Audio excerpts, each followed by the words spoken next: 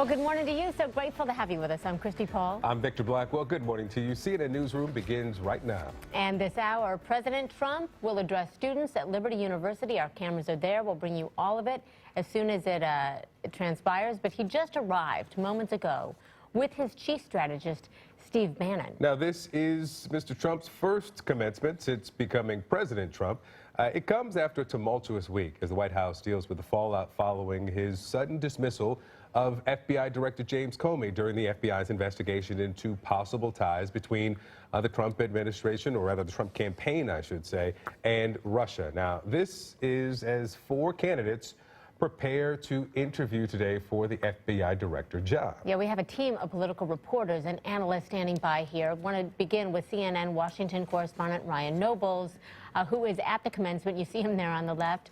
Ryan, what are you hearing from the crowd there? I understand there are about 7,000 students and their families who are going to be watching. What are they saying? What do they expect? Well, Christy, this is expected to be a pretty friendly crowd for the president. This is a group of people and voters in particular that generally supported him during the election. And of course, it was here at Liberty University, their president, Jerry Falwell Jr., a very influential evangelical leader, and his endorsement that really allowed the president to coalesce evangelical support, something that was important to him winning the Republican primary and then eventually the White House. But, you know, we don't expect him to make too much news during this speech here today at Liberty University. Instead, just words of encouragement for the graduates.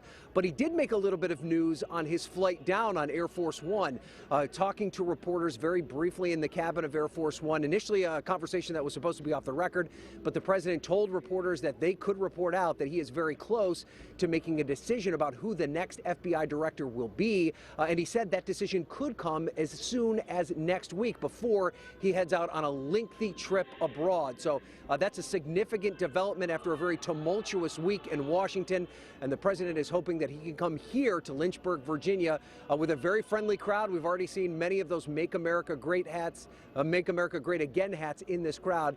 He expects to be received here warmly when he speaks in just about another half an hour. Christy and Victor. All righty, Ryan Nobles, thank you so much. We appreciate it. And again, right there on the right-hand side of your screen, we see from just moments ago the president as he arrived, taking some steps down to the waiting car and on his way to Liberty University this hour. And as the president prepares to speak there in Lynchburg, some of those waiting to hear from him are still conflicted over their support for the president. Let's go now to another part of the city there, Lynchburg. CNN correspondent Polo Sandoval spoke with a family that is mixed on their support, and not all of them supported him, of the president. Polo? Hey guys, good morning. There seems to be many of the constituents here in the heart of the Bible Belt who aren't quite sure what to make of President Trump's recent tweets and behaviors, but what we did find was the president still seems to enjoy the benefit of the doubt from many of those here in the heart of the Bible Belt, and we found that was at play under one family's roof. They call it the White House of Lynchburg. A potting soil, fold it like that, and bulbs. The White family tackles everything at the dinner table, from their projects to the politics behind the controversial firing of FBI Director James Comey. Those who are, which is probably the majority here, those who are pro-Trump, voted for Trump, I think something like this isn't going to shake them one bit. Larry White and his wife Kathy are raising their family in Lynchburg, in the center of Virginia, but leaning right. More than 50% of the city voted for Donald Trump. We all basically have the same worldview, a Christian worldview, but when it gets into politics, there's certainly going to be some variation. The Whites are highly conservative, but they're also conflicted when it comes to their views on President Trump. I didn't actually vote for him. 23-year-old Anna White is one of a few in her family who did not cast a vote for president last November. Recent Trump tweets have only reassured Anna of her decision. Her Trump-voting family members, however, still stand by their choice. I don't think there's ever going to be any one time where I'm like, oh, okay, shouldn't have voted for him. He was not the hero I thought he was. Like, he wasn't a hero to begin with. But you didn't vote for him because of the thinking he was a hero. Yeah, but I would add, too, I had trust issues with the former president and the president before that. So the idea of trusting this president or not trusting is not new. This is the kind of dialogue you'll find at the Whites' dinner table. intense. We all get very intense and passionate. We don't get angry, but we get very passionate when we're talking. And there's a lot of us, so it's hard to actually talk. It's hard to get a chance to talk. This weekend, it's Trump's turn to talk in Lynchburg, a place that welcomed him as a candidate and now as president. This part of Virginia is home to some of Trump's steadfast support, says the city's Republican Party Vice Chair Tim Griffin. Jerry Falwell Sr. was a part of the Reagan Revolution and the moral majority, and that's why it's so important for people to come through Lynchburg, meet voters, meet people, and see what it's all about, see what liberty's all about. Over 100 days into Trump's presidency, Griffin and fellow Republicans seem unfazed by the cloud of controversy swirling over the White House. I want to support the role that he plays, the job that he's doing. I want him to be a good representation of America. I mean, I could cry, but I love this country. The Whites' faith in President Trump is being tested, but their faith in the office is unshakable, a feeling shared by many in this brass buckle of the Bible Belt. Anna White will be in the audience today waiting to hear President Trump speak. What's interesting is obviously the Comey termination has dominated the conversation at the dinner table, especially this week. We've heard people here who say that they're obviously questioning the timing. Others felt that it was the right thing to do, Victor and Christy. But there was a consensus, though, with one question among the White family, and that is that President Trump should stop tweeting. Guys. All right, Polo Sandoval, appreciate it so much. Thank you.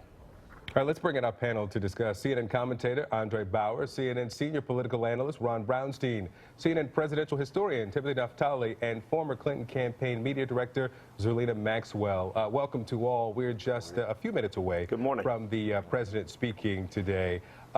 First to you, Timothy, our presidential historian. This president, his first choice here, Liberty University. The significance in what you're expecting to hear from him. Well, first of all, I'm always interested when the president decides to use a prepared address. So I'm going to be interested in the themes that he focuses on. Are we going to see some shift, if any, in his messaging? I'm also going to be looking for extemporaneous statements by the president. The president likes to interact with the audience. Maybe he'll say some things off the cuff that are not in his prepared remarks.